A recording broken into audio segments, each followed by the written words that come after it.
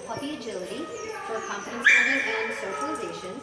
And just note that we've got the jumps really low because puppy growth plates haven't closed until they're about a year old, so we want to be really safe and careful with that. All right, and Gabby and I are going to show you how it's done. Come on, Gabby.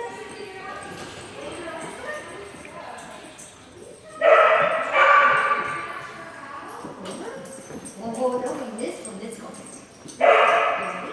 Ready? Good.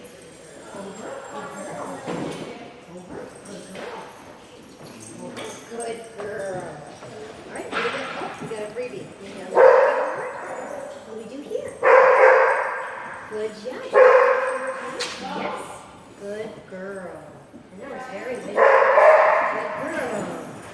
Good job. Good. All right, ready?